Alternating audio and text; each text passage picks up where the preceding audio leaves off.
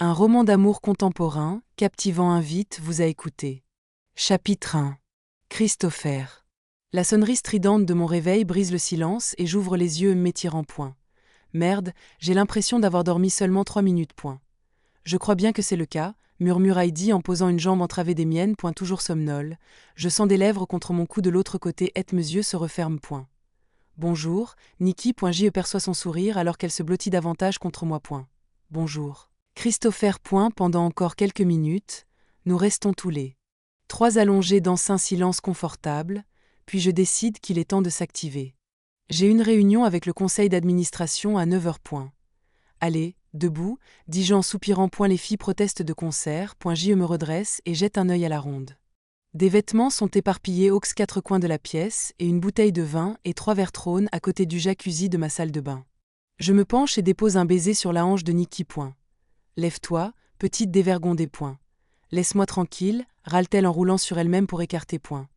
La fête est finie, dis-je en claquant les fesses de Heidi point. Aïe. S'écrie cette dernière point une fois levée, je reste debout au pied du lit pour admirer la vue. Je ne me lasserai jamais de voir 2 superbes femmes dans mon lit point. Allez, sortez de là, dis-je en tirant sur les couvertures. Il faut que j'aille bosser point les attirer jusqu'à chez moi est un jeu d'enfant, mais pour les faire partir, c'est une autre histoire point. Qu'est-ce qu'on fait ce soir ? Demande Nikki point. Rien, je serai occupée point à poil, je fais le tour de la pièce pour ramasser leurs vêtements point. À faire quoi ? Demande Heidi, en appui sur ses coudes, ses cheveux blonds en pagaille point. J'ai un rencard, dis-je en lui lançant sa culotte. Avec une fille sage. Toute l'opposé des 2 petites garces que vous êtes, finis-je en écarquillant le cieux pour accentuer mes propos point elle éclate toutes les 2 de rire point. Tu adores les petites garces, lâche Nikki point J me penche, les 2 mains en appui sur le lit, pour les embrasser tour à tour, puis j'empoigne les cheveux de Nikki pour l'attirer vers moi et capturer de nouveau ses lèvres. C'est ma préférée point. Oui, c'est vrai point J me penche davantage pour embrasser la poitrine de Heidi. Elle agrippe ma tignasse et je ressens un élan de désir entre mes jambes. Lorsque l'une d'elles attrape mes cheveux comme ça, je ne réponds plus de rien point stop. Je n'ai pas le temps pour ça. Je me dégage de sa prise point. Tu comptes nous appeler sur le chemin du retour quand ton rencard barbant sera fini ? Demande Heidi point j'affiche un sourire en coin en retournant ramasser le reste de leurs affaires. Elles me connaissent bien point. Sans doute, OUI point J fait tournoyer le soutien-gorge de Nikki comme une fronde et le projetine direction de sa tête. Il atteint sa cible avec force point. Aïe. Arrête. Elle attrape son sous-vêtement d'un geste agacé point une fois dans la salle de bain, je fais couler l'eau de la douche. Je jette une œil en arrière et lorsque je vois qu'elles sont toujours au lit, je retourne dans la chambre et me plante devant elles point. Levez-vous avant que je vous force à faire des choses inavouables point. Ce ne serait pas la première fois, réplique Heidi en me regardant avec un sourire joueur point son allure dépenaillée est un rappel flagrant du fait que je viens de l'azoter point je serais bien tenté de recommencer. J'ai une réunion avec le conseil d'administration à 9h point J file prendre ma douche et quand je ressors de la salle de bain quelques minutes plus tard avec une serviette blanche enroulée autour de la taille. Je constate que les filles sont en train de s'habiller, sans se presser. Je me retire dans mon dressing où j'enfile une chemise blanche et un costume bleu nuit point j'agrémente ma tenue d'une Rolex à mon poignet, d'une ceinture et 2 chaussures noires. Avant de regagner la salle de bain point fidèle à leur routine, les demoiselles me suivent et prennent place sur le meuble vasque pour papoter avec moi tandis que je mets de l'ordre dans ma chevelure point. Quel est l'agenda du jour, monsieur le PDG ? S'enquiert Nikki en ajustant ma cravate point. Des affaires de businessman point. J'adore les affaires de businessman, rétorque Heidi. Fais-moi voir comment tu joues au Big Boss point. T'es viré point elle s'esclaffe à l'unisson point. Donne-moi un ordre de patron, renchérit Nikki point. Appuie tes mains sur mon bureau et penche-toi en avant point J la place dos à moi et relève sa jupe au-dessus de ses fesses. Un élan de désir me traverse alors que je regarde son petit cul en l'air, déjà prêté n'attendant plus que MOI.V à bosser. Mec, maintenant. Allez, en route, lâchai-je brusquement en sortant de la salle de bain un pas pressé point j'entends une voix en provenance de la cuisine. Bonjour, monsieur Miles point. Bonjour, Miss Pénélope point J'y vais chercher mon attaché-caisse dans le bureau avant de me rendre dans la cuisine, où elle me tend mon café dans un mug isotherme point. Vous êtes vraiment la meilleure intendante de tous les temps point J'y lui sourit et l'embrasse sur la joue point. J'en suis bien consciente point J'y ne plaisante pas, en plus. Miss Pénélope est réellement la meilleure gouvernante qui puisse exister. Si elle n'avait pas 56 ans et qu'elle n'était pas déjà mariée, je l'épouserais sans hésiter point. Bonjour, Miss Pénélope, disent gaiement les filles à l'unisson en arrivant dans la cuisine point. Bonjour, les filles, les accueille-t-elle avec un sourire aimable avant d'elle me lancer un regard qui en dit long sur ce qu'elle pense et auquel je réponds par un clin d'œil espiègle. Ouais, je sais. Je suis un vilain garçon. On a déjà établi ce constat 1 million de fois. Il est temps de partir. Bonne journée, Miss Pénélope. Merci, à vous aussi. Nous quittons l'appartement et les filles continuent leur bavardage tandis que nous empruntons l'ascenseur. Arrivé au rez-de-chaussée, nous franchissons le seuil de mon immeuble pour rejoindre Hans qui nous attend à côté de ma limousine. Bonjour, Hans, lancez-je avec le sourire. Bonjour, monsieur Miles. Et elle me salue d'un hochement de tête. Vous voulez bien ramener les filles chez elles pour moi, s'il vous plaît? Oui, monsieur, bien sûr. Elle salue Hans avec un sourire, tandis qu'il leur ouvre la portière arrière de la limousine. Je leur fais la bise pour leur dire au revoir et s'estravie qu'elles prennent place dans le véhicule. Après avoir observé la voiture s'éloigner, je retourne dans l'immeuble et reprends l'ascenseur, cette fois-ci pour descendre au soudage-sol. Je prends le volant de ma Porsche noire et quitte le parking, avant de m'insérer dans l'interminable file de véhicules. Le trafic londonien, peut-on imaginer pire calvaire? Astérisque, 3 heures plus tard. Et ça, là, c'est la tendance qu'on suit, dit Jameson en pointant une courbe sur le graphique. Regardez comme la croissance démographique. Je bâille, luttant pour garder les yeux ouverts. On t'empêche de dormir peut-être, Christopher? Aboitait-il? Carrément, OUI.je me racle la gorge pour m'empêcher de lever les yeux au ciel. Désolé. Nos 2 frères, Jameson et Tristan, nous ont rejoints à Londres, Elliot et moi, pour la réunion trimestrielle du conseil d'administration. Force est de constater que les sujets abordés sont d'un ennui mortel. Jameson reprend son exposé et nous parle de façon très détaillée d'une certaine tendance haussière, qui provoque chez moi un nouveau bâillement. Son regard réprobateur ne se fait pas attendre. Désolé, articulai-je silencieusement pour ne pas l'interrompre de nouveau. Concentre-toi, bordel. J'ai vraiment du mal à maintenir mes paupières ouvertes. Je consulte ma montre. Combien de temps cette réunion va-t-elle encore durer? Elliot prend la parole. J'ai observé les résultats sur ce point et j'ai constaté que, il poursuit en long, en large et en travers. Je bâille de plus belle. Tu veux bien arrêter ça? Essagace Tristan. T'es pas le seul à être crevé dans cette pièce. J'y lève les yeux et me rends compte qu'ils sont tous les 3 en train de m'observer. Je parie que la fatigue de Christopher a une origine bien plus plaisante que la tienne, se moque Elliot avec un sourire entendu. Aucun doute là-dessus, ronchonne Tristan. J'ai passé la nuit sur le plancher pendant que les gosses squattaient mon lit. Comment ça se fait? Demande Jameson, perplexe. Les filles ont décrété qu'elles ne pouvaient pas s'endormir ailleurs que dans leur chambre, à la maison. Les vacances sont vraiment une partie des plaisirs ces jours-ci, conclut-il avec un rictus. Il faut vraiment manquer de jugeote, dis-je en secouant la tête d'un air consterné. Qu'est-ce que tu insinues? Demande sèchement Tristan. C'est juste que... Je m'interromps. Juste que quoi? Je pensais que c'était toi le parent, c'est tout, dis-je simplement avant de boire une gorgée d'eau. Je ne comprends pas pourquoi tu as laissé ton lit à tes filles pour dormir à même le sol. Summer ne se sentait pas bien, elle toussait beaucoup, se justifie Tristan. Je m'écarte de lui en grimaçant. Ne me souffle pas au visage, alors, espèce de nid à microbes. Si tu avais des enfants, tu serais en mesure de comprendre, rétorque-t-il. Ce qui n'est pas près d'arriver, ricane Elliot. C'est clair, s'esclave Tristan. On pourrait se concentrer sur le sujet, là? S'énerve Jameson en tapotant le tableau blanc. Je regarde mes 2 autres frères tour à tour. Pourquoi vous dites ça? Moi aussi, j'aurai des enfants un jour. Non, aucune chance que ça arrive, affirme Jameson avant de se tourner pour écrire le point suivant sur le tableau blanc, comme si une idée brillante venait de lui traverser l'esprit. Pardon? N'importe quoi. T'en sais rien. Tristan roule des yeux, comme si j'étais vraiment naïf. C'est toi qui dis n'importe quoi, renchérit-il. T'es bien trop égoïste pour avoir une femme et des enfants. Ça arrivera jamais, commente Elliot avec un rictus amusé. Il sautera encore des nanas à la chaîne à 90 balais, plaisante Jameson en dessinant un nouveau graphique sur le tableau tandis que mes 2 autres frères se marrent. Pour votre gouverne. Je ne saute pas des nanas à la chaîne, dis-je en rajustant ma cravate avec agacement. J'encourage les activités de groupe où tout le monde est sur un pied d'égalité. Je carre les épaules avant d'ajouter. Il y a une grosse différence. Les 3 s'esclaffent et je commence à voir rouge.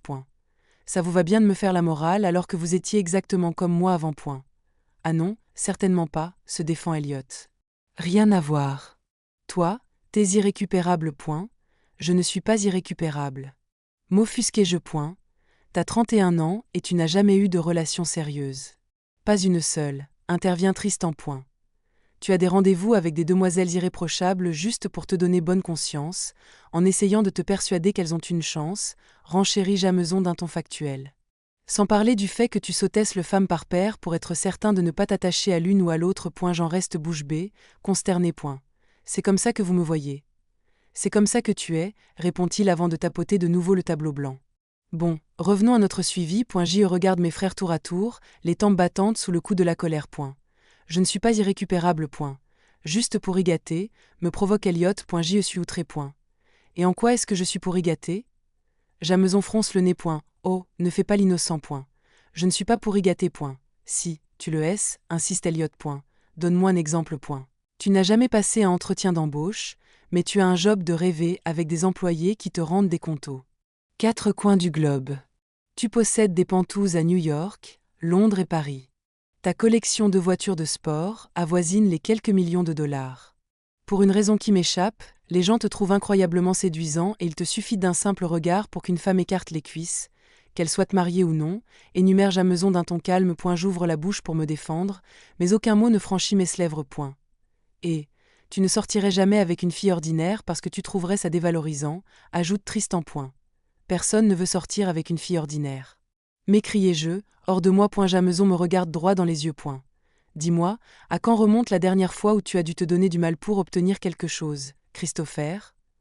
Oh, arrête, soupirai-je. Non, je suis sérieux. C'était quand la dernière fois que tu t'es fixé un but et que tu n'as pas obtenu ce que tu voulais le soir même? Elliot sourit en se balançant sur sa chaise et je les observe tour à tour tandis qu'ils attendent tous ma réponse. Il n'a rien à dire parce que ça n'est jamais arrivé, conclut Tristan avec un sourire amusé. Il y a des objectifs que je n'ai pas encore atteints, bredouillai-je, gêné. Passer une nuit seule? Suggère Elliot. Ils éclatent tous de rire. Comme si c'était la chose la plus hilarante qu'il s'est jamais entendue. Je me sens soudain trahi. C'est vraiment comme ça qu'il me voit? Vous savez quoi? Allez vous faire foutre, assenai-je en me levant. Êtes votre réunion débile avec. Je ne vais pas rester ici à écouter vos conneries. Je quitte le bureau d'un pas furieux en claquant la porte derrière moi.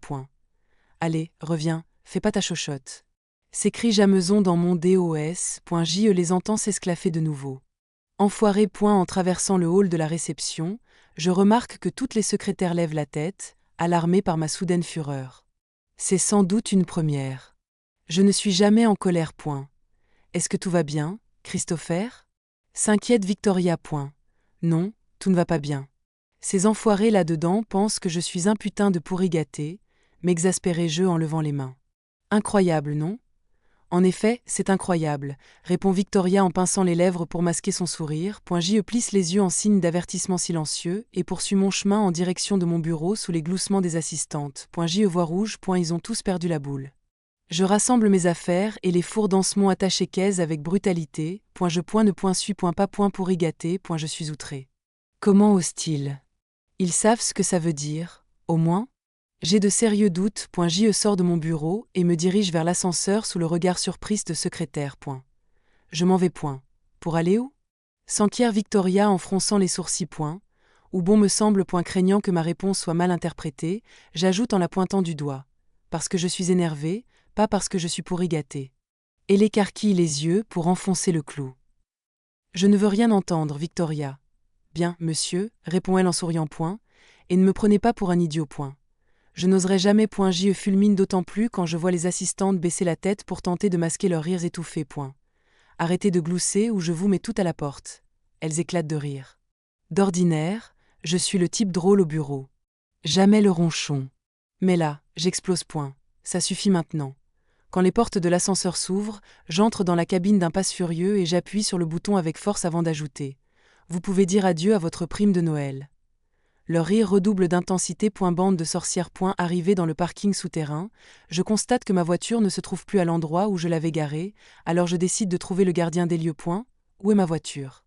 Il écarquille les yeux, effaré, et jette un regard nerveux à la ronde. Nous n'avons pas été prévenus de votre arrivée, monsieur. Nous l'avons garée au 2e sous-sol pour laisser la place au véhicule qui devait partir en premier. Elle plaisante ou quoi? Je hausse les sourcils, excédé. Quand je me gare sur un emplacement réservé, je m'attends à ce que ma voiture n'en bouge pas. Le gardien ouvre la bouche pour parler, puis la referme sans dire un mot. Vous avez quelque chose à dire, peut-être? C'est pour ça que nous avons vos clés, monsieur, pour pouvoir déplacer la voiture selon les emplois du temps. Nous le faisons tous les jours. Point. Vous avez l'impression d'être raccord avec mon emploi du temps, là? Qu'est-ce que je suis censé faire? J'ai besoin de ma voiture. Tout de suite. Encore un bon exemple. Marmonne quelqu'un derrière moi.je fait volte-face et découvre Elliot un peu à l'écart, en train de se délecter de la situation. Qu'est-ce qu'il fout ici? Vous savez quoi? Laissez tomber, je vais prendre un Uber.je retourne vers l'ascenseur en rajustant ma cravate, m'efforçant de retrouver mon calme, puis j'ajoute. Parce que je sais m'adapter. Le gardien du parking regarde Elliot d'un air perplexe. C'est le roi de la débrouille, commente mon frère. Retourne là-haut, Elliot. Avant que je demande au chauffeur de mon Uber de te rouler dessus. J'appuie d'un geste rageur sur le bouton de fermeture des portes de l'ascenseur, mais Elliot pique un sprint et parvient à se faufiler dans la cabine juste avant qu'elle ne se ferme. Calme-toi, Chris. On te charrie, c'est tout. Je serre les dents en regardant droit devant moi. Tu n'es pas pour y gâter. Je hausse le menton d'un air défiant. Tu es privilégié. Les yeux me sortent de la tête. Je vais surtout avoir le privilège de t'en coller une dans 2 secondes. Les portes de l'ascenseur s'ouvrent, j'en sors et je traverse le hall d'entrée, avant de quitter l'immeuble. Pendant tout ce temps, Elliot ne me lâche pas d'une semelle. Il m'examine, debout à côté de moi sur le trottoir. À quelle heure arrive-t-il? Qui ça? Ton Uber. Je me renfrogne. Tu en as réservé un, non? Oui, évidemment. Merde, ça se réserve comment ces machins-là? Je me hisse sur la pointe des pieds pour jeter un œil aux environs. Je vais prendre un taxi plus tôt. Je suis de la vieille école. Elliot affiche un sourire en coin. Ah, c'est bien. Lorsque les portiers m'aperçoivent, je remarque leur regard paniqué. Ils s'accourent vers moi. Monsieur Miles, que pouvons-nous faire pour vous? Elliot m'interrompt. Il n'a besoin de rien, ne vous inquiétez pas, les rassure-t-il avec un grand sourire. Merci quand même. Les portiers retournent à l'intérieur d'un pas hésitant et je dirige mon regard vers Elliot, qui me fixe intensément. Vas-y, alors. Vas-y, quoi? Elle un taxi. Tu crois que je ne suis pas capable d'arrêter un taxi tout seul? Sérieusement? Ça t'est déjà arrivé? Je le regarde de travers. Et toi, ça t'est déjà arrivé de finir à l'hôpital parce que tu t'es fait cogner dessus? Elliot lève les mains devant lui en signe de capitulation. Je disais ça comme ça. Il retourna l'intérieur et je le vois disparaître dans l'ascenseur. Mes yeux s'attardent un instant dans sa direction, puis je me sens soudain animé d'une détermination nouvelle. Je vais me trouver un taxi par mes propres moyens. Je fais quelques pas dans la rue et quand j'aperçois un taxi en approche, je lève le bras. Et elle passe devant moi sans ralentir, avec un passager à l'arrière. Un autre taxi arrive et je lève de nouveau le bras. Rebelote. Enflure. 5 minutes passent et je suis toujours sur le trottoir. Aucun taxi ne s'arrête. Qu'est-ce qui ne tourne pas rond chez eux?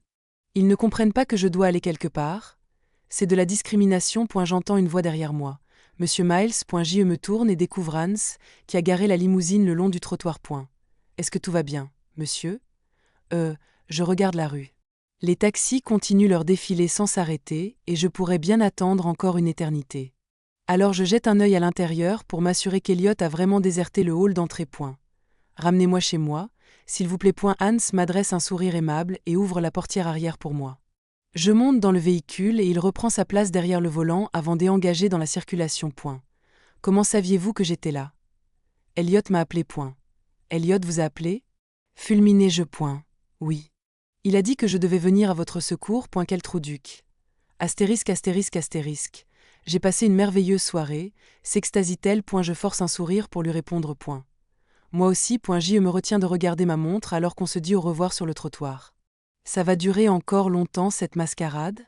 C'était le rendez-vous le plus chiant de tous les temps. D'un ennui mortel. Carly est superbe, intelligente et adorable, avec un corps à se damner. Je ne pourrais pas rêver mieux. Et pourtant, comme toujours lors de mes rendez-vous galants en tête-à-tête, je me suis ennuyée au plus haut point. J'ai même un instant envisagé de demander discrètement à la serveuse d'empoisonner ma nourriture pour avoir une raison valable de mettre les voiles. Ce que Tristan et Jameson m'ont dit aujourd'hui tourne en boucle dans ma tête. À 31 ans et tu n'as jamais eu de relation sérieuse. Pas une seule. Tu sors avec des demoiselles irréprochables juste pour te donner bonne conscience, en essayant de te persuader qu'elles ont une chance. Sans parler du fait que tu sautes les femmes par paire pour être certain de ne pas t'attacher à l'une ou à l'autre. Tout va bien. Se préoccupe soudain Carly. Je baisse les yeux vers la jeune femme qui m'implore du regard d'elle embrassée. C'est juste un mal de crâne. Je suis désolée, Je m'interromps avant de proférer un nouveau mensonge. C'est rien, dit-elle gentiment. Ça arrive, que le courant ne passe pas entre deux personnes, tu sais, c'est curieux, ça fonctionne pourtant bien pour moi en temps normal. Ça passe souvent pour toi? Oui, répond-elle simplement. Alors pourquoi ça ne le fait pas entre nous, à ton avis? Pour pas mal de raisons, dit-elle en haussant les épaules. Je t'écoute. Elle rit. Je ne pense pas que tu as envie d'entendre mon point de vue. Oh que si, crois-moi. Eh bien, pour commencer, je dirais que tu es trop parfait. Hein. Son visage se décompose. Écoute, je ne voulais pas être désobligeante. Je me suis mal exprimée. Ça va, ne t'en fais pas, la rassurai-je aussitôt. Explique-moi ce que tu veux dire, je t'en prie. Je ne vois pas comment je pourrais m'améliorer si je ne sais pas ce qui ne va pas chez moi. Tu n'as pas besoin de t'améliorer. Il faut juste que... Elle marque un temps d'arrêt, comme si elle prenait soin de choisir ses mots. Tu manquais de profondeur, je dirais. Je plaque une main sur ma poitrine, choqué. Pardon? Moi? Je manque de profondeur? Je ne fais que ça, aller au fond des choses. Tout le problème est là, s'esclave-t-elle.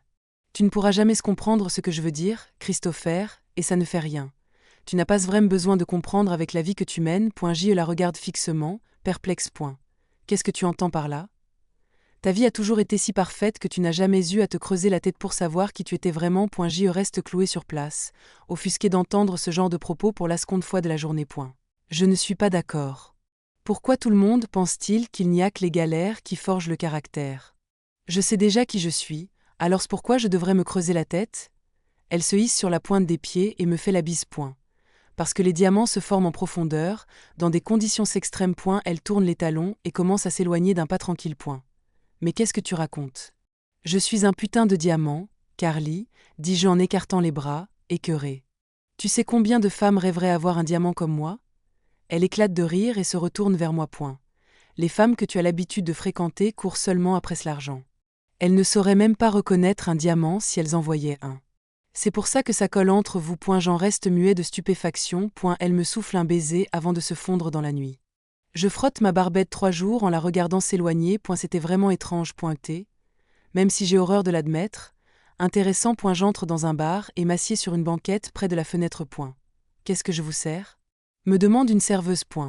Un scotch, lui réponds-je distraitement. Et la pluie commence à tomber et je la contemple par la fenêtre. Et voilà pour vous, annonce la serveuse en posant mon verre devant moi. Merci. J'y reste assis là et je bois seul. J'ai passé une journée merdique. On dirait que les gens perçoivent une facette de ma personnalité que j'avais jusque l'ignorer. Les femmes que tu as l'habitude de fréquenter courent seulement après l'argent. Je me passe une main sur le visage, dégoûté. Est-ce que c'est vrai? Je renverse la tête en arrière pour vider mon verre d'un trait. Tu es irrécupérable. Cette journée étrange a été riche en révélations. Est-ce que c'est eux qui ont raison? Je le trouve comment, mon diamant, si les femmes ne s'intéressent qu'à mon argent? Ça ne peut pas être si terrible que ça, dit une voix à côté de moi. Je lève la tête et j'avise une serveuse en train de nettoyer la table adjacente à la mienne. Pourquoi dites-vous ça? Eh bien, ça fait 3 heures que vous êtes assis là avec une tête de déterré. Hein? Je regarde ma montre. 1h30 du matin. Merde. Désolé. Je me lève et sors mon portefeuille de ma poche.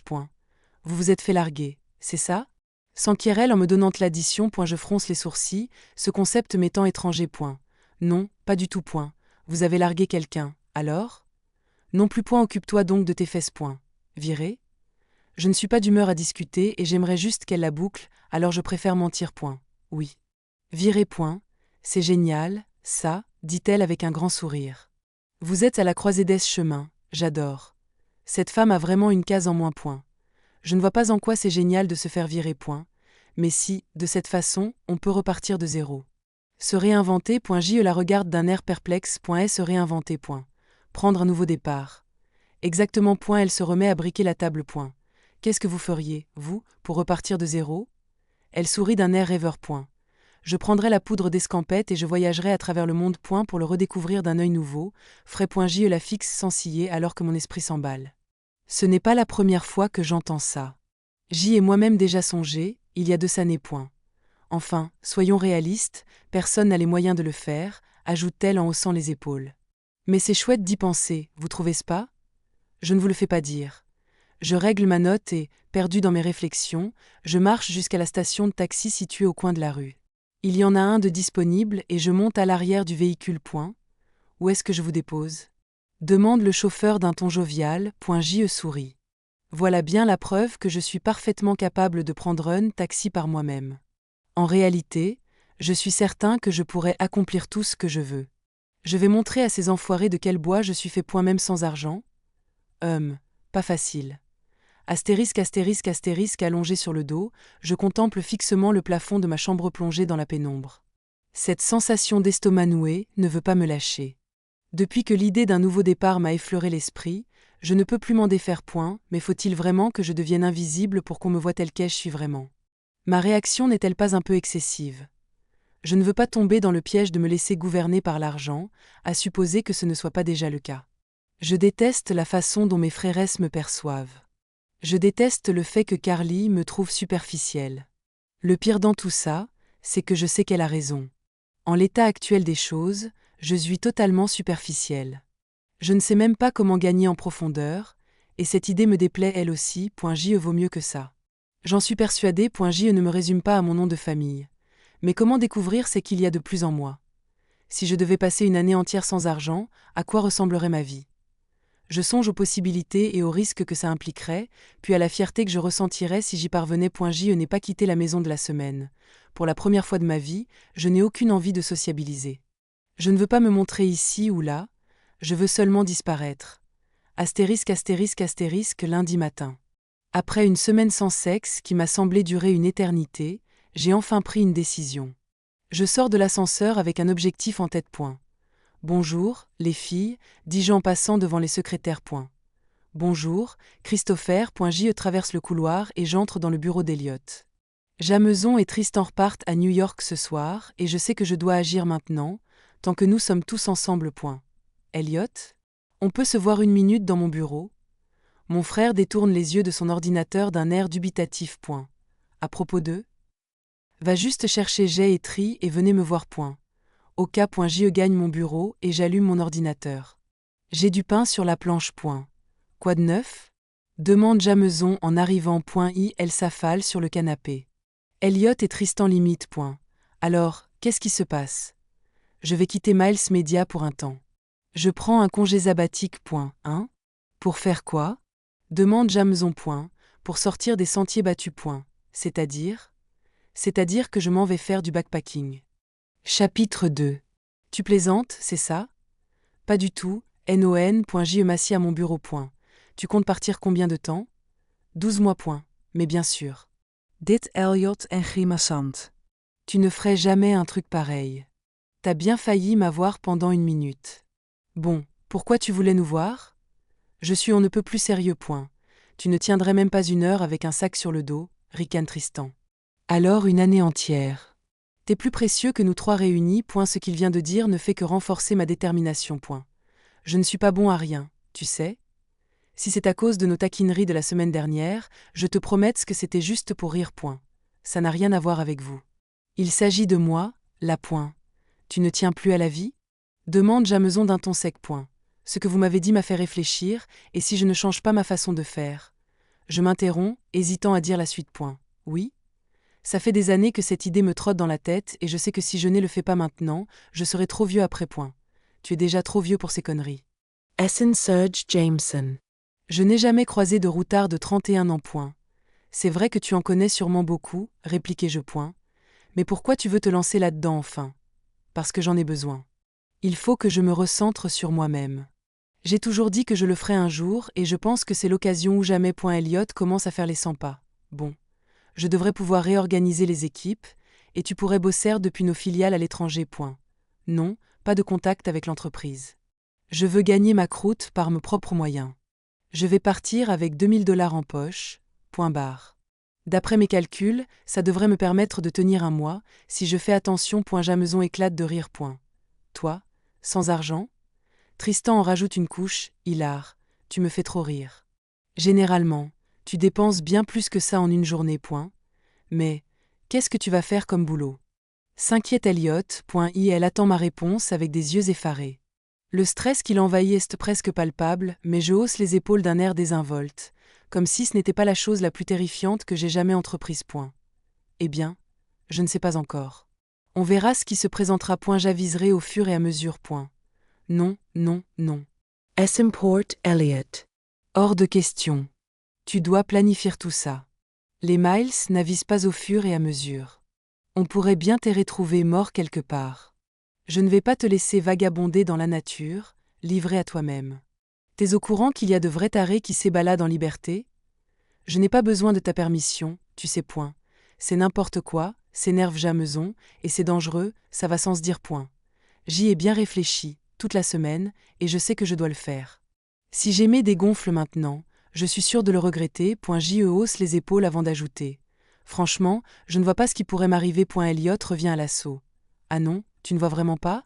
Tu vas revenir à la maison dans un sac mortuaire, voilà ce qui va t'arriver. Je lève les yeux au ciel. Vous dramatisez. J'ai bien peur que non. Rancheret Tristan. Tu ne peux pas juste t'y trouver une copine, comme un gars normal. Je compte sur vous pour ne rien dire aux parents. Quoi?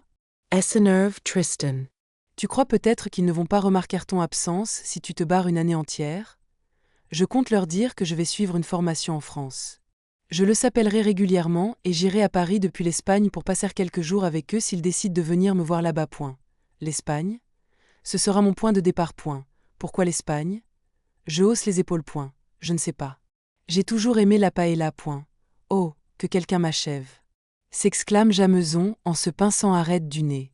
Pas besoin d'aller barouder pour manger de la paella, Christopher.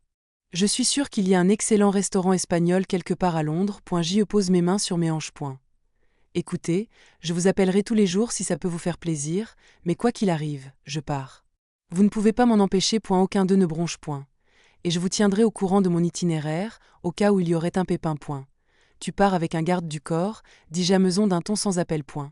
Je ne vais pas me balader avec un foutu garde du corps. Et pour quelle raison? Parce que ça irait à l'encontre du but recherché. C'est quoi le but? Te faire tuer? Demande Elliot, les yeux écarquillés. J.E. tente de le calmer, car je sais que c'est lui qui va avoir le plus de mal à accepter ma décision. Écoute, ça va aller. Si tu veux, tu peux m'aider à me préparer cette semaine et on fera en sorte que je sois paré à toute éventualité. Elle me regarde fixement et je peux presque entendre son cerveau disjoncter sous le coup de la panique. Quand est-ce que tu pars? Demande Jameson. Samedi prochain. Sitôt que ça? Tous demeurent silencieux tandis qu'ils accusent le coup, puis Tristan me donne une tape amicale dans le dos. Eh bien, ravi de t'avoir connu, frangin. Astérisque et dans district des fins Gélac. Orange Countielvage, DE bovin angu, DE achange, je roule en tracteur à travers le pré, et lorsque je franchis le ruisseau pour passer dans l'autre pré et rentrer à la maison, les grosses roues de l'engin se mettent à cahoter, sous ce beau soleil de la fin. D'après-midi, je tends le bras pour caresser la tête de Neve, mon préféré parmi nos fidèles chiens de troupeau. Il est fièrement assis à côté de moi tandis qu'on effectue un dernier tour de la ferme. Comme toujours, la journée a été chargée. 3 génisses sont pleines et nous avons couru dans tous les sens. En tant que fille unique d'une famille d'éleveurs, je travaille dur pour aider à faire tourner l'exploitation. Il y a tellement de choses à gérer dans cette ferme de 1200 hectares, avec plus de 500 angus. Heureusement, nous avons des employés, mais la charge de travail ne semble jamais diminuer. J.E. tourne à l'angle d'un bâtiment en direction de la maison et aperçoit ma mère qui me fait signe d'approcher. J'arrête le tracteur à sa hauteur. Elle tapote sa montre. Qu'est-ce que tu fabriques? Je la regarde d'un air perplexe. Comment ça, qu'est-ce que je fabrique? La journée n'est pas terminée. Tu as oublié qu'on doit aller faire les boutiques? Je saute du tracteur en soupirant. Sérieusement, Eden, tu pars dans 2 jours. Arrête de t'inquiéter pour cette fichue ferme. J'ai réfléchi à tout ça, tu sais. Je n'ai plus vraiment besoin de partir. Elle m'agrippe par les épaules et me pousse gentiment vers la maison. Eden, ça fait 2 ans que tu as réservé ce voyage. Tu y vas. Oui, mais je l'ai réservé après ma rupture. J'avais le cœur en miettes à l'époque, ça va mieux maintenant. Je vais appeler l'agence de voyage pour essayer de me faire rembourser. Ce n'est pas le bon moment pour partir. Tu es juste nerveuse. Arrête de chercher des excuses pour ne pas le faire. Ça fait des jours que j'ai la boule au ventre. L'idée de voyager seule à l'autre bout du monde alors que j'ai à peine quitté la maison ces 2 dernières années me paraît complètement farfelue. Dire que je suis nerveuse est un euphémisme. Je suis terrifiée.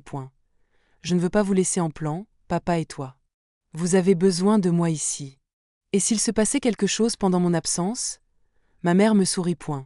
Ma chérie, ce dont on a besoin, ton père et moi, c'est que tu sois heureuse. Point. Mais je suis heureuse. Point. À conduire des tracteurs? À aider des vaches à mettre bas? Demande-t-elle en me regardant dans les yeux. La plupart de tes amis ont déjà quitté la ville et se sont mariés. Point. Et alors? Ça m'est égal. Point. Tu ne sors même plus. Point. Ma gorge se serre, car je sais qu'elle a raison. Point. Ce n'est pas plus facile pour autant. Point. Eden, il y a des tas de choses géniales qui n'attendent que toi là-bas. J'acquiesce d'un hochement de tête. Tu vas prendre ton courage à deux mains pour aller explorer ce vaste monde où tu te feras de nouveaux amis. Point. Tu vas rire et profiter de la vie, sans avoir à t'inquiéter de ces maudites vaches. Point. Les larmes me montent aux yeux et je hausse les épaules. Point. J'ai juste.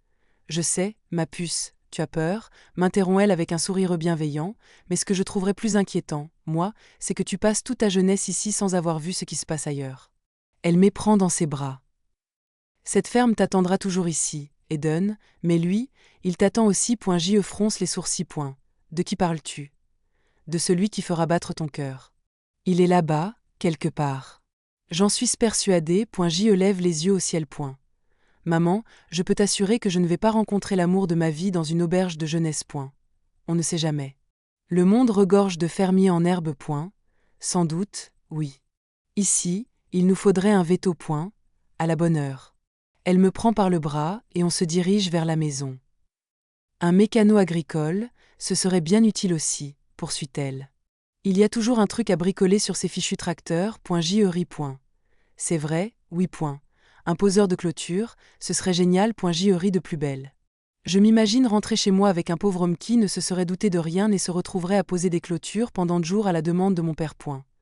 Allons t'acheter des robes que tu pourras mettre pour sortir. J.E. prend un air faussement indigné. Qu'est-ce qui ne va pas avec mes vêtements? Ma mère tourne les yeux vers moi et je baisse les miens vers ma chemise à carreaux, mon jean moulant et mes bottes de sécurité couvertes de bouse. Je suis au top de la mode, maman, dis-je en prenant une pose de mannequin avec mes mains sur les hanches. Elle me regarde avec des yeux ronds. À la ferme, peut-être, mais en Espagne, j'en doute. Astérisque Christophée. Et voilà le Black Wolf nomade, dit le vendeur en souriant fièrement. C'est ce qui se fait de mieux en matière de sac à DOS. J.E. regarde le sac aux proportions démesurées d'un œil sceptique. Merci, dit Elliot au vendeur. On va regarder et on vous fera signe en cas de besoin. Le vendeur s'éloigne et j'ouvre le sac à dos. La fermeture éclair marche bien. Je ne vois pas comment qui que ce soit pourrait se balader avec un machin pareil sur le dos, commente Elliot à voix basse. Tu imagines ce que ça doit peser une fois plein? Au moins 20 kilos, non? Sans doute, oui. Tu ne veux pas en prendre un avec des roulettes? J'aurai l'air malin à faire rouler mon sac alors que tous les autres auront le leur sur le dos. Tout des abrutis, si tu veux mon avis. Le but n'est pas de me faire remarquer. Elliot rit en regardant le sac à dos. Si tu te fais remarquer, ce ne sera pas à cause du sac. Crois-moi. J'attrape un autre sac sur le présentoir et je commence à examiner ces divers compartiments. Je découvre un petit bac avec un couvercle, au fond du sac. Je le sors pour l'inspecter. C'est quoi ce truc? Elliot me le prend des mains et l'étudie sous toutes les coutures. Une casserole, peut-être? Pas très profond pour une casserole. Je me vois mal préparer un petit déjeuner copieux là-dedans. Le vendeur revient nous voir. Ce sont les toilettes. J.E. le regarde d'un air hébété. Pardon? C'est une cuvette, précise-t-il en haussant les épaules.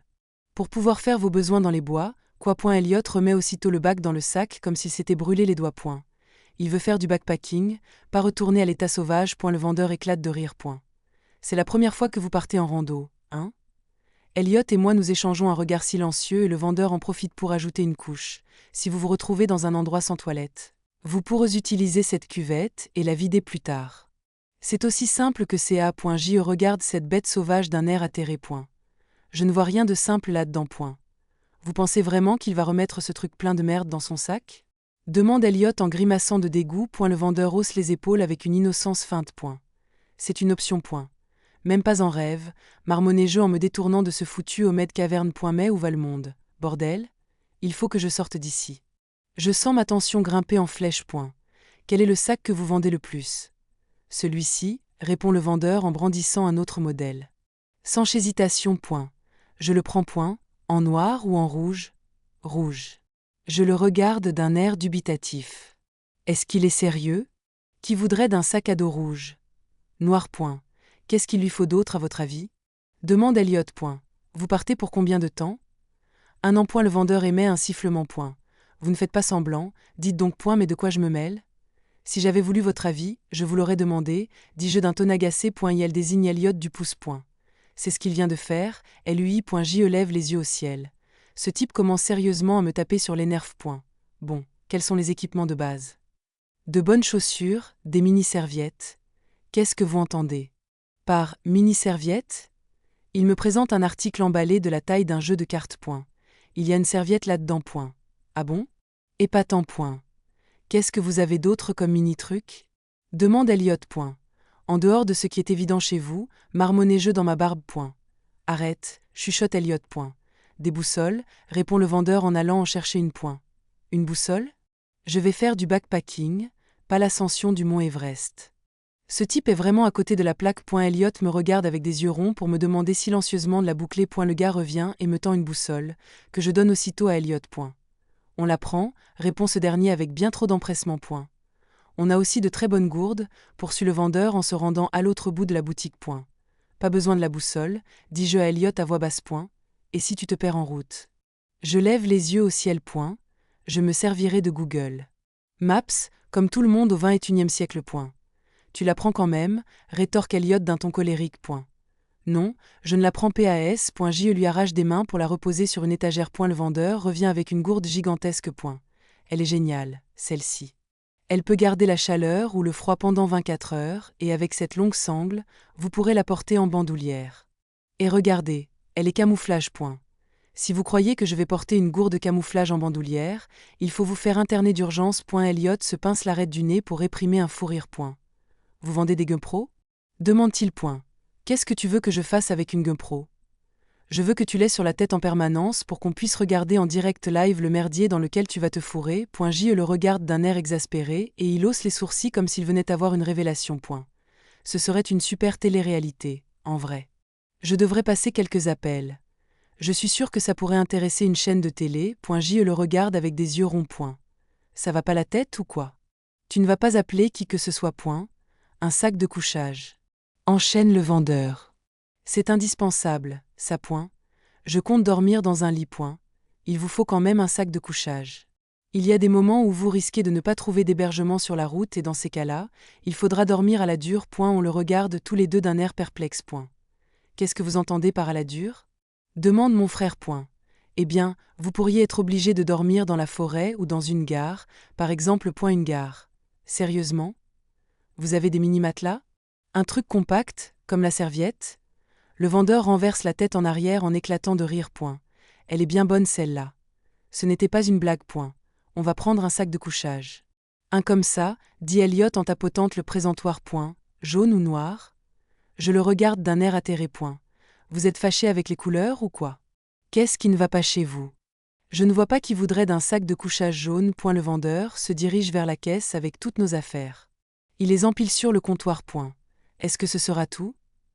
Elle commence à scanner les articles tandis qu'Elliot regarde la pilette d'affaires. Je vois bien que quelque chose le préoccupe. Qu'est-ce qui ne va pas? Comment vas-tu faire rentrer tout ça dans ce sacré kiki? Il n'a pas tort sur ce coup-là. Et tes vêtements, où vas-tu les mettre? Très bonne question. Il suffit de voyager léger, dit le vendeur. Je le regarde d'un air sceptique. Léger à quel point? Vous prenez juste le nécessaire. 1 ou 2 pantalons, 2 caleçons, pas plus de 3 t-shirts, et un sweat ou un pull. Les chaussures, vous les aurez aux pieds. Je le regarde sans ciller, assailli par un vent de panique. Je ne peux pas? Mais si, répond le vendeur. Mon regard croise celui d'Elliot, qui hausse les épaules. Aucune idée, se contente-t-il de dire. Comment peut-on survivre avec si peu de choses? Astérisque 5 heures plus tard. C'est une plaisanterie ou quoi? On n'aurait pas dû le sortir de sa housse, dit Elliot en se grattant la tétée d'un air ahuri. Oh, super idée, Einstein. Cela aurait été tellement mieux que je me rende compte de ça au beau milieu d'une auberge de jeunesse blindée de monde. Je ne comprends vraiment pas, poursuit Elliot en tournant le modèle d'emploi dans tous les sens. Ils ne disent rien à ce sujet.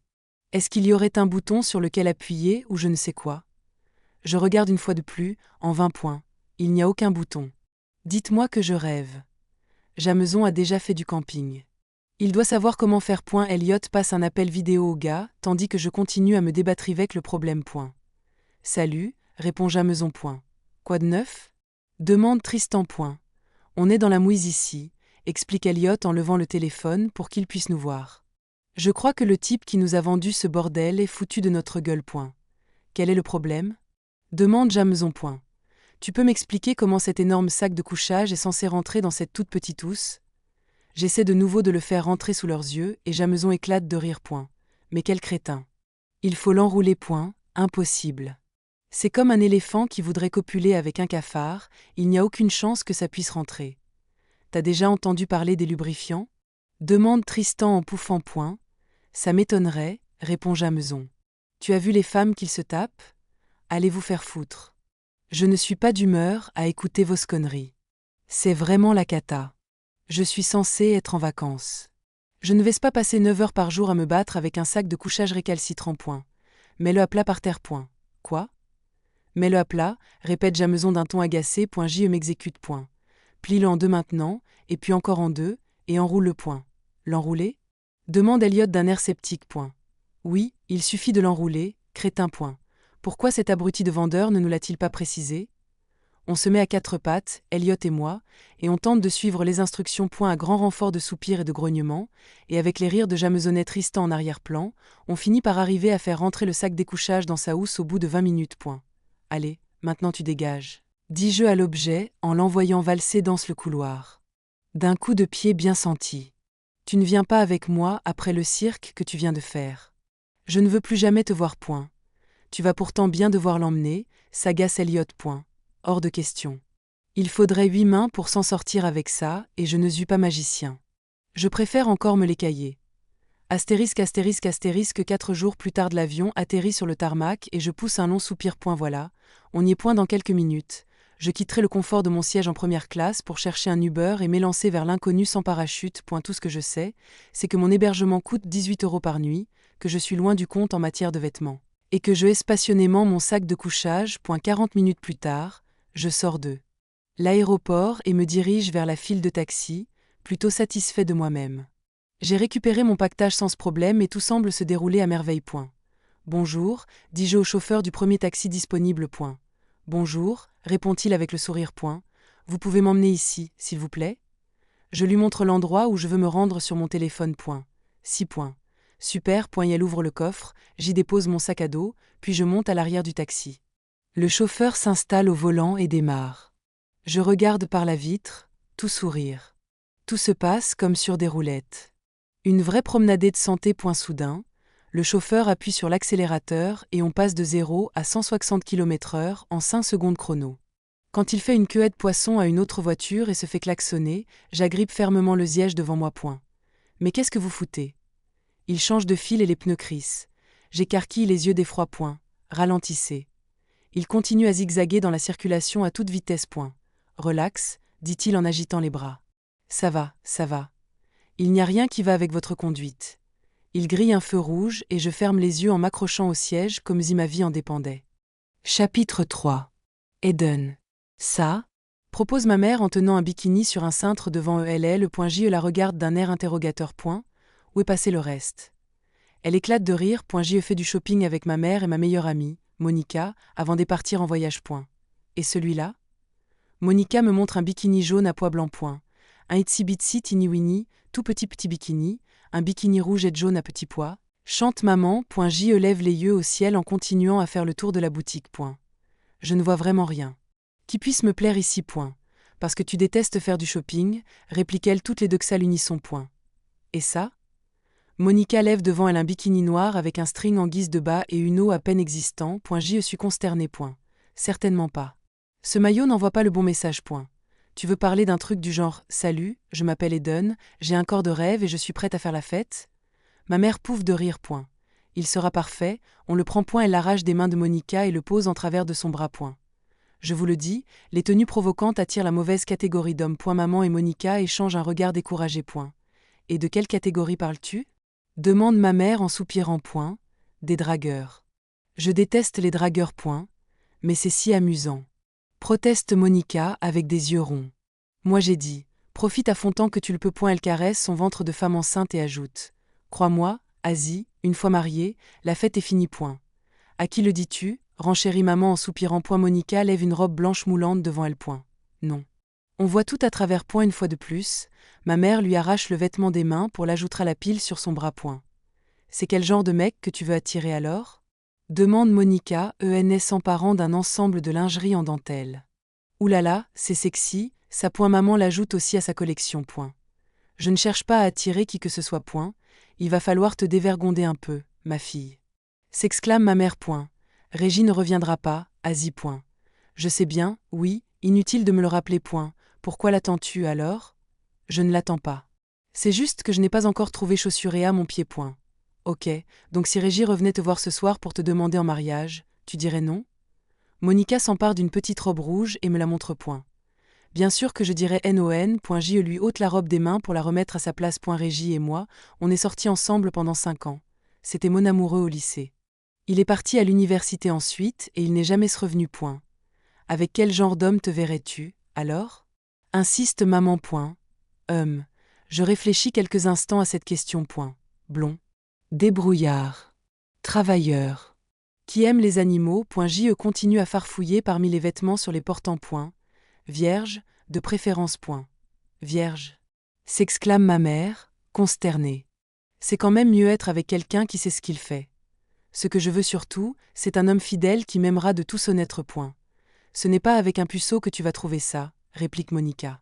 Il va affûter son couteau sur toi, et après il ira voir ce qu'il y a à Chasserailleur point. Peut-être, mais je n'ai pas envie de passer derrière quelqu'un d'autre point de toute façon, vous pouvez arrêter de tirer des plans sur la comète. Je sais ce que je fais. Je saurai reconnaître le bon quand je croiserai sa route point. Oh, parce que tu crois qu'un puceau blond qui aime les animaux va tomber tout cuit dans le bec en Espagne. Demande ma mère en levant le ciel au ciel. J'affiche un large sourire point. Je ne le crois pas, j'en suis convaincu. Je le sens. Astérisque astérisque astérisque Christophée. Je peux vous aider? M'interpelle une voix de derrière le comptoir de la réception. J jette un œil à la ronde en me demandant si je ne devrais pas prendre mes jambes à mon cou tant que c'est encore possible point. J'ai une réservation point. Bonjour, m'accueille le gars. Je suis Nelson point. Bonjour, Nelson. Christo point. Les frangins m'ont fortement déconseillé d'utiliser mon vrai nom, au cas où quelqu'un le reconnaîtrait. Ils ont tous opté pour Christo, allez savoir pourquoi. J'ai l'impression d'être un conte de pacotille. Nelson pianote sur son clavier d'ordinateur et regarde ce qui s'affiche à l'écran point. Voyons voir. Ah oui, vous voilà. Vous avez réservé pour 10 jours, c'est bien ça? J'acquiesce d'un hochement de tête en lançant un regard en biais fêtard dans la cour point. Vous avez déjà réglé votre séjour? Je hoche de nouveau la tête en me demandant ce qui m'a pris de me lancer là-dedans point. Je vais vous montrer votre chambre, annonce Nelson en sortant de derrière le comptoir. Suivez moi. J m'exécute point. Vous êtes dans la chambre des fossiles point. La chambre des fossiles? C'est celle qui est réservée aux gens plus âgés point. Je ne suis pas si vieux que ça point. Tous ceux qui ont plus de 25 ans sont considérés comme des vieux ici point. Ah, je regarde une fois de plus autour de moi. Dans le fond, c'est logique. La plupart des gens de plus de 25 ans ne seraient pas assez bêtes pour venir séjourner dans ce trou à ras point. Tada! S'exclame Nelson en ouvrant la porte de la chambre. J devient aussitôt livide. Des lits superposés. 3 paires de lits superposés pour être exact. Tous dans la même pièce point. Il doit y avoir une erreur. J'ai réservé une chambre individuelle point. Oui, mais elles sont déjà toutes occupées. C'est sous réserve de disponibilité. J lance un regard noir à ce troufion point. Vous pouvez me dire quel est l'intérêt de réserver, dans ce cas? Je ne sais pas, répond-il avec un haussement d'épaule alors qu'il pénètre dans la chambre et tapote l'une des couchettes du bas. Voici votre lit point. Vous voulez que je dorme en dessous de quelqu'un? C'est le principe point. Dites-moi, qu'est-ce qui se passera si le lit s'effondre et que je meurs écrasé par la personne qui dort au-dessus de moi? Je ne sais pas, répond-il avec un nouvel haussement d'épaule et son air amusé point. Vous ne savez pas grand-chose, hein? Je fais juste mon boulot, rétorque-t-il en sortant de la chambre. Ça, c'est votre casier. Vous pourrez choisir vous-même le code pour l'ouvrir, dit-il en tapotant le pavé numérique. Laissez votre sac ici pour l'instant, vous pourrez le ranger plus tard. Gardez toujours vos effets personnels sous CL et J pose mon sac par terre et examine le casier d'un air perplexe. J'espérais qu'il va me montrer comment ce machin fonctionne parce que je n'en ai aucune idée. Je lui emboîte le pas en tentant de me concentrer sur ce qu'il me dit point. Là, c'est la buanderie. Un petit conseil, dit-il en ouvrant le hublot d'un lave-linge, n'oubliez rien là-dedans ou vous pouvez être sûr que ce sera volé point. Au cas point, et elle me guide ensuite jusqu'à une grande cour point. La cuisine est de ce côté-là. On sert 3 repas par jour ici, mais c'est à prendre ou à laisser. Ce n'est pas à la carte. Au cas. Je jette un œil à la ronde. Les murs sont tous peints dans une couleur vive différente. J'ai l'impression d'être dans une cour de maternelle. Est la maternelle de l'enfer. De l'autre côté, il y a un bar. Il ne paie pas de mine, mais ça fait l'affaire. Il ferme à minuit tous les soirs, ce n'est pas une boîte de nuit. Je tourne la tête vers le bar où la fête bat toujours son plein. L'entonnoir à bière tourne à plein régime tandis que les soifards se déchaînent comme si qu'était la première fois qu'ils sortaient du giron familial. Compris. Venez, je vais vous montrer la salle de bain, dit Nelson qui est déjà dans le couloir et finit par ouvrir une porte dans l'allée centrale. Je retient mon souffle devant la vision cauchemardesque qui s'offre à moi. Charmant. Des cabines de douche à perte de vue. Pas de relation sexuelle ici, lâche Nelson nonchalamment. L'escapote à la poubelle si jamais ça arrive quand même. Je le regarde d'un air estomaqué.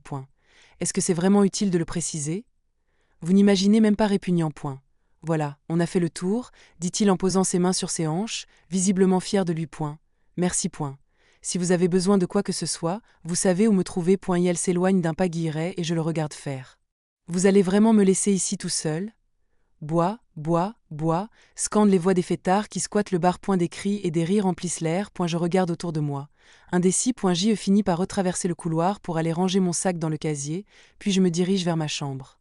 Sauf que ce n'est pas ma chambre, et je me rends compte que je me suis jamais senti aussi mal à l'aise de toute ma vie. En voulant m'asseoir sur le lit, j'en viens très vite à la conclusion que cela ne va pas être possible et que je vais devoir m'allonger. Hors de question. Je vais plutôt aller faire un tour. Est la mine défaite. Je m'élance à la découverte des rues de Barcelone. Bon, qu'est-ce qu'on peut bien faire dans une grande ville sans un sou en poche ? 3 heures plus tard, je franchis de nouveau la porte de l'auberge de jeunesse. La simple idée de prendre un repas ici me donnant la nausée, j'ai dîné dans un restaurant. Et elle me reste à présent $1800 en poche. Je suis à peu près certain qu'un steak de bœuf à $100 ne rentrait pas dans mon budget. Je ferai plus attention à mes dépenses demain. Alors que je marche dans le couloir en direction du bar, une fille m'agrippe par le bras. Et, salut, c'est toi le nouveau dans notre chambre ? Ouais. Je m'appelle Bernadette. Salut, moi c'est Christo. Je m'interromps juste à temps pour ne pas dire Christopher, mais je n'aime vraiment pas ce diminutif. Ça te dit de sortir ce soir ? J'hésite. Est-ce qu'elle est en train de me proposer un rencard ? Je ne suis pas du tout attirée par cette femme. On est déjà un bon petit groupe. On va aller dans un bar en ville. Avant que je puisse répondre, elle se pend à mon bras et ajoute : Allez, viens, on va se marrer. Je ne veux pas t'entendre dire non. Ok. Laisse-moi juste le temps de prendre une douche et de me changer. Je suppose que ce sera toujours mieux que de rester ici. On se retrouve au bar de l'auberge de jeunesse, répond-elle. 1 heure plus tard, on remonte la rue et on arrive devant un bar. Je regarde l'enseigne au-dessus de la porte en montant les marches de l'entrée. Santos. Tu vas voir, c'est génial ici. S'extasie Bernadette en avalant les Smarch 4 à 4. En quoi ? Les consos ne sont pas chers et les hommes sont chauds bouillants. Je la regarde d'un air sceptique. Ah. Je ne suis pas bien sûre que ça m'intéresse, mais, oula. Je me suis mal exprimée. Je poursuis en me corrigeant, oublie ce que je viens de dire. Je suis absolument sûre que ça ne m'intéresse pas. Tu devrais essayer, lâche-t-elle l'air de rien en montant les dernières marches. Une bite, c'est bien mieux qu'une madeleine poilue. Qu'est-ce qu'elle raconte ? Madeleine poilue.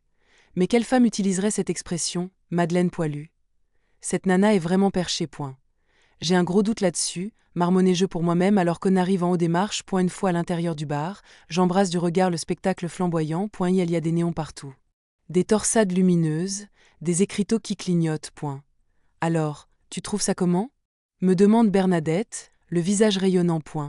C'est super, le paradis des épileptiques. Je jette un œil aux stroboscopes aveuglants. Il y a aussi un jeu de fléchettes, des tables de billard et un coin karaoké.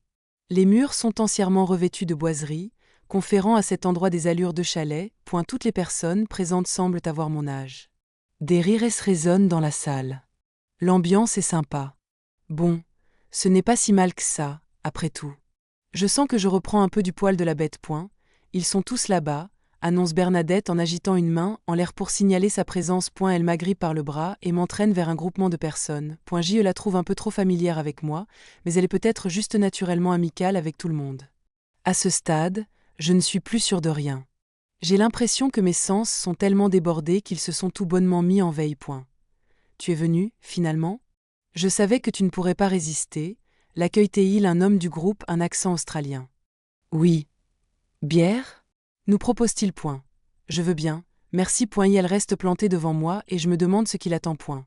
C'est 5 €, déclare-t-il en me regardant avec des yeux ronds comme si j'étais débile. Ce que je suis. J plonge la main dans la poche de mon jean et en ressort un billet que je lui tends d'un air penaud.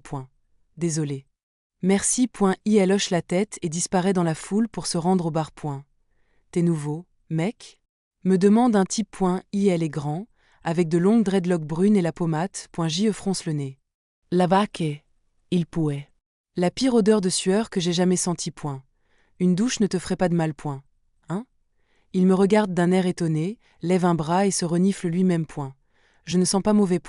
Je t'assure que si. Tu sens tellement la transpiration que ça me pique le cieux. Écarte-toi de moi, par pitié. L'odeur est insupportable. Allez, arrête, dit-il en roulant des yeux. Pas moyen que je m'asperge d'essais produits chimiques. Quand tu dis produits chimiques, tu veux parler des déodorants? Le gouvernement nous manipule, déclare-t-il en hochant la tête comme il en était intimement persuadé. Ça, c'est l'odeur naturelle des humains. Toi, tu as été conditionné pour apprécier l'odeur du poison. J le regarde d'un air perplexe. Qu'est-ce qui ne tourne pas rond chez ces types? Tu viens d'arriver dans le coin? À quoi tu vois ça? T'es coincé du cul et tu portes des jugements hâtifs. Je ne juge pas. Je t'assure que si. Je parie que tu observes tout et tout le monde et que tout compare avec le confort de ton petit chez-d'âge. Toi. Et elle se marre derrière son verre de bière avant de poursuivre.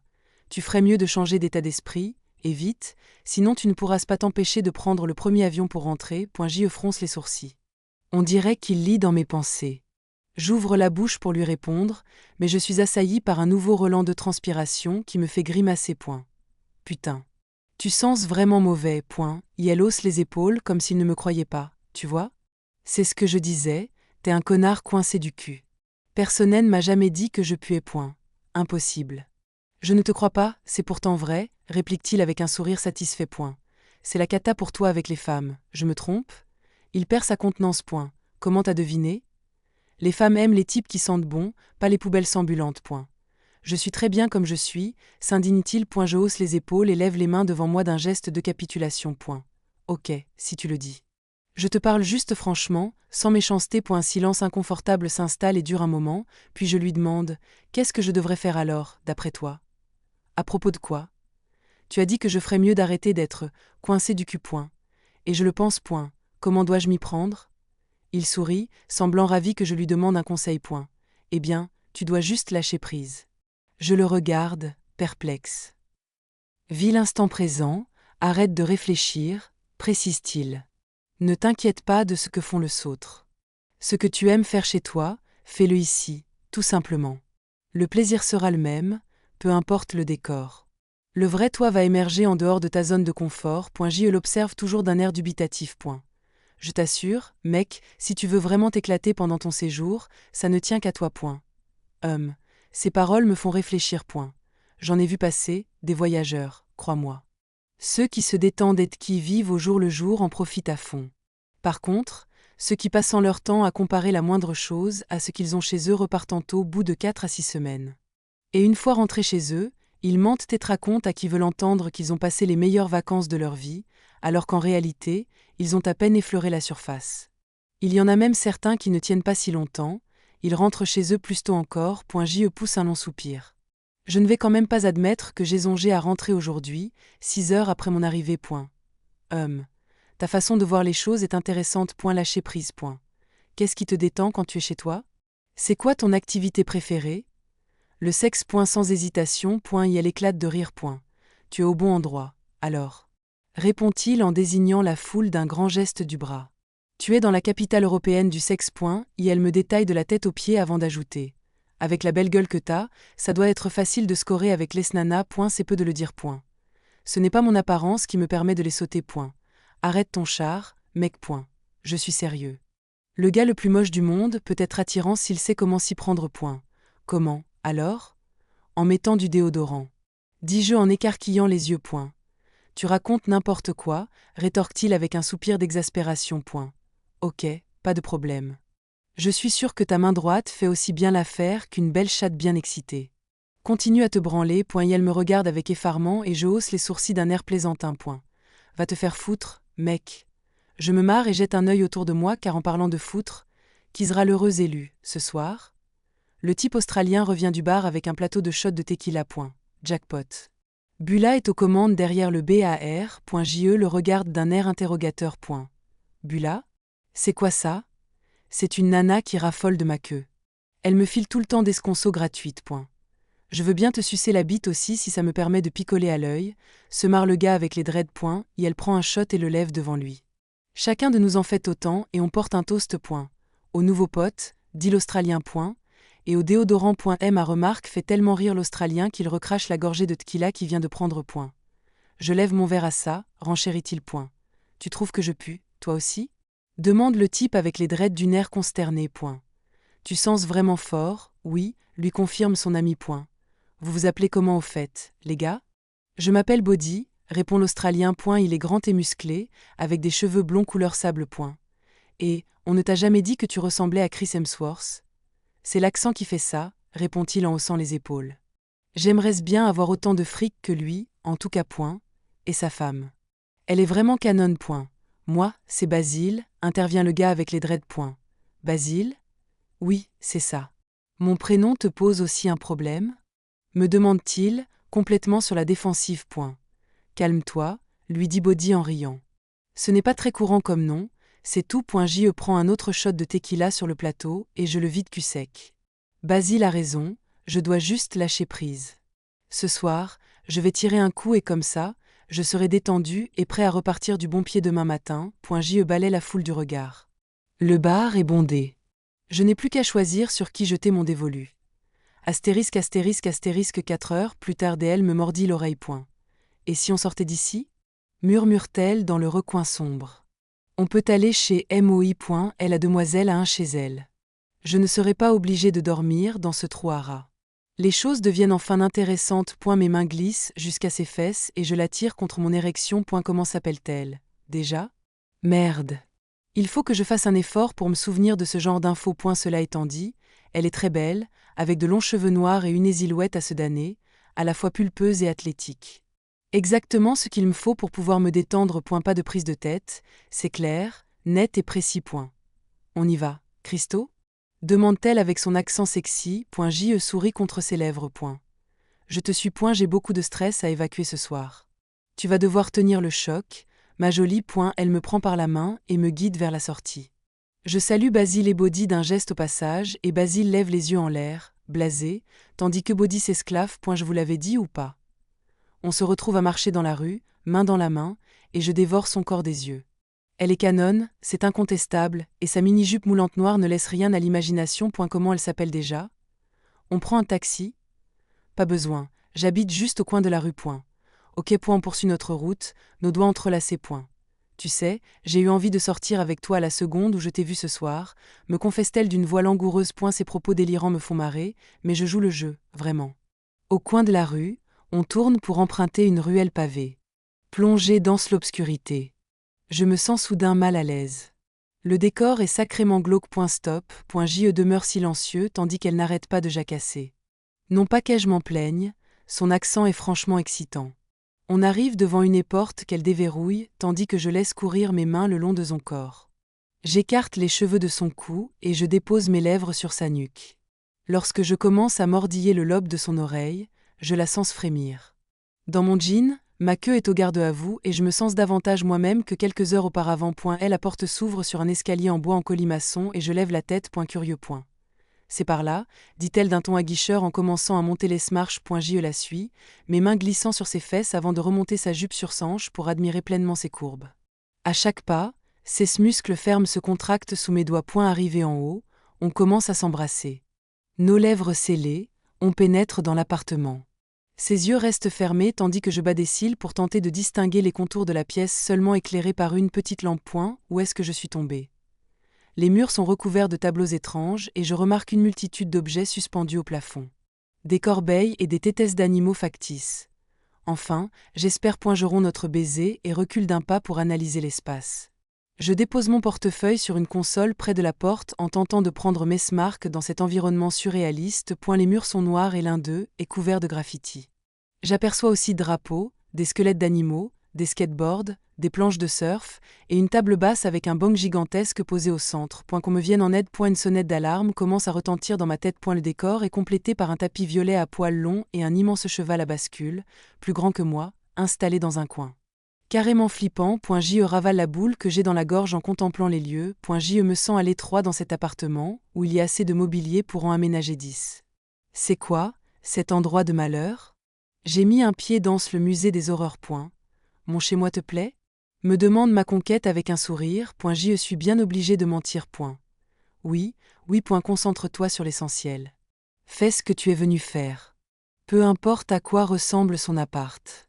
Va droit au but. Je me penche et entreprend de lui ôter sa robe en la faisant passer par-dessus sa tête d'un geste habile. Lorsqu'elle lève les bras, je remarque un détail inattendu. Les poils sous ses aisselles sont particulièrement longs et enchevêtrés, humides de sueur. Je baisse les yeux et ses poils pubiens sont tellement longs eux aussi qu'ils se dépassent de son string. Je commence à avoir des sueurs froides. Dans quoi est-ce que je me suis embarquée? J'ai une surprise pour toi, glousse-t-elle. Je suis déjà un peu surpris, réponds-je, la gorge sèche. Elle fait glisser son string. J'ouvre la bouche pour dire quelque chose, mais aucun mot ne parvient à franchir mes lèvres. Mission annulée. Je répète, mission annulée. Elle m'entraîne dans la chambre et m'invite à la rejoindre sur un matelas posé à même le sol. Elle s'allonge dessus et écarte les jambes sous mon regard écarquillé. Je suis complètement bloqué, comme si le moment prometteur m'échappait totalement. T'as une salle de bain? Bredouillai-je. Elle se contente de me fixer en suçant son doigt puis le fait glisser lentement le long de son sexe. Viens par là, ronronne-t-elle. En temps normal, la situation me paraîtrait vraiment excitante, mais là, jaillit la queue aussi molle qu'un spaghetti cuit. Réfléchis. La salle de bain? Ma voix est montée dans les aigus. En haut, sur la gauche. Je monte les marches 4 à 4, me précipite dans la salle de bain et déverrouille la porte. Je regarde mon reflet dans le miroir de l'armoire située au-dessus du lavabo. Mais qu'est-ce qui m'arrive? Je me passe de l'eau sur le visage.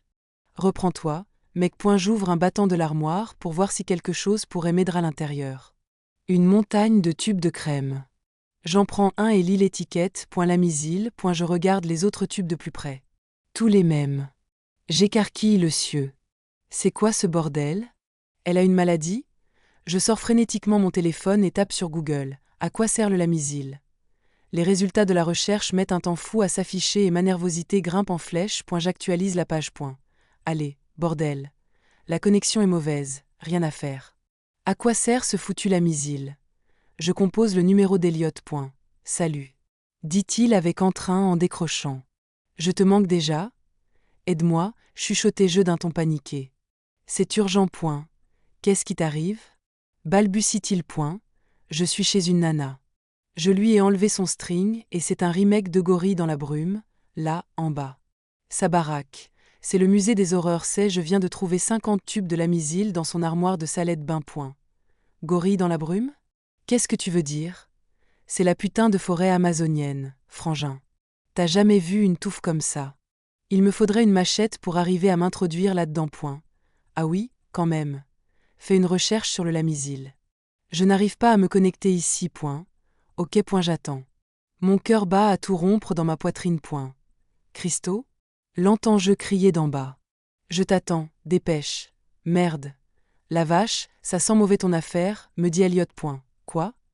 La crème, c'est un truc antifongique. J'écarquille les yeux d'effroi. Tu te fous de moi? Tu comptes faire quoi? Fuir. Je raccroche et redescends les marches 4 à 4. Je dois y aller. Criai-je en me précipitant vers la porte d'entrée. Quoi? Rien de personnel, hurlai-je en attrapant mon portefeuille au vol.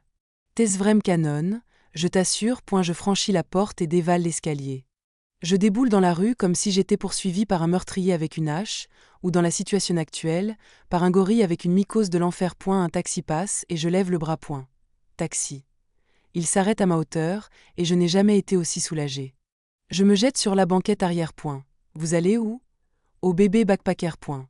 Pas de problème. 10 minutes plus tard, le taxi arrive devant l'auberge de jeunesse et le chauffeur tourne la tête vers moi. Ça vous fera 12 €. Je sors mon portefeuille pour prendre ma carte de crédit et je fronce les sourcils. Il n'y a rien à l'endroit où elle devrait se trouver. Disparu. Le chauffeur me regarde dans le rétroviseur. 12 €. Je vous avais entendu la première fois. Je passe tous les compartiments de mon portefeuille en revue. En 20. Merde. Je n'ai pas d'autre carte. Avec quoi je vais le payer? Plus de cartes, plus d'argent. Comment je vais faire? J'ai de nouveau des sueurs froides. Je comprends pourquoi tout ces types sentent mauvais. Tout est stressant dans cet endroit. L'efficacité des déodorants a des limites. Point. Je ne trouve pas ma carte, dis-je d'une voix paniquée. Je ne sais pas où j'ai pu là.